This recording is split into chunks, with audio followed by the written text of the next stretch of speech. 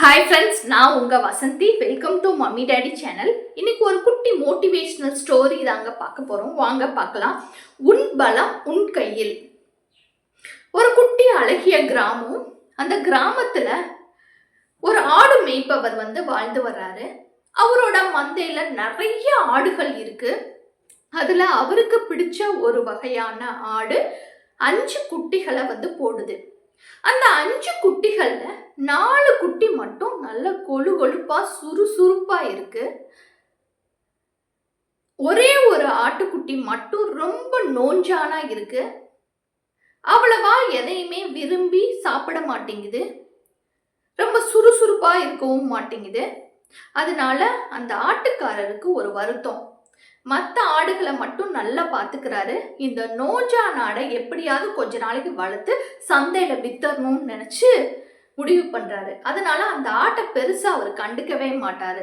மற்ற ஆட்டுக்குட்டிகளை, அந்த 4 குட்டிகளையும் நல்லா வளர்க்குறாரு. நல்லா கொழு கொழுன்னு இருக்கு. நல்லா கொஞ்சி விளையாடுறாங்க அவர் வீட்டு பிள்ளைங்க எல்லாருமே.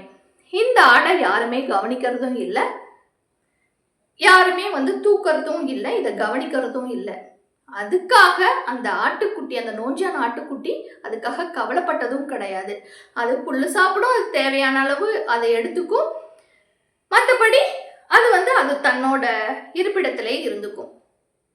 தன்னை யாருமே தூக்கி கொஞ்சலையே, நம்மளை யாரும் கவனிக்கலையே, நம்மளோட ஓனர் நம்மளை நல்லா பார்த்துக்க மாட்டேங்கிறாரே அப்படின்னு சொல்லி ஒரு நாள் அவருக்கு அது கவலைப்பட்டதே கிடையாது.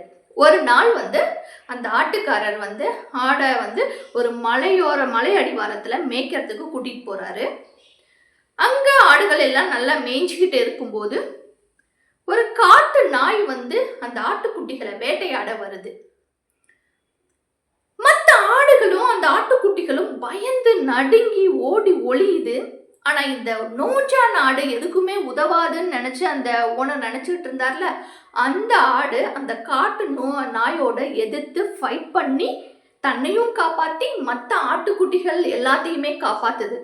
அப்பதான் அந்த ஆட்டு ஓனர் நம்ம அனுமானித்தது ரொம்ப தவறு, உருவத்தை மட்டும் வச்சு இது எதுக்குமே உதவாது அப்படின்னு சொல்லி நம்ம மதிப்பீடு செஞ்சிட்டோம்.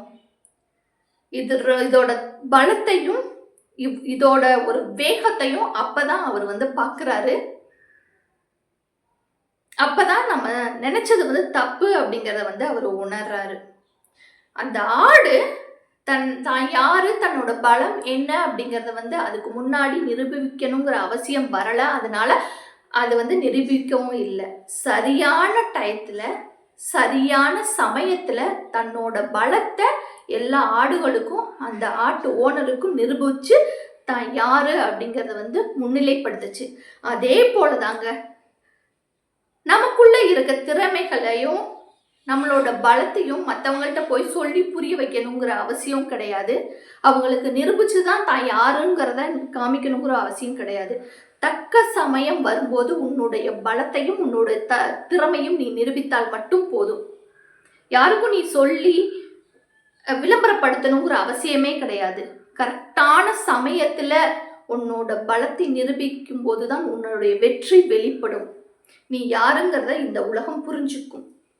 ஓகே, அதே போலதான் நம்ம உருவத்தை பார்த்தோம், இல்லை நம்ம ஒல்லியா இருக்கோம், நம்ம கருப்பா இருக்கோம், நமக்கு பணம் இல்லை, அதெல்லாம் விட்டுட்டு அதெல்லாம் நிரூபிக்கணும்னு யாருக்குமே அவசியம் கிடையாது. நம்மளோட பலத்தை மட்டும், நம்மளோட விடாமுயற்சியை மட்டும் நம்ம கவனம் செலுத்தி முன்னேறி போய்கிட்டே இருந்தோம் அப்படின்னா நம்ம ஒரு நாள் அடையாளப்படுத்தப்படுவோம். இதுதான் இன்னைக்கான ஸ்டோரி.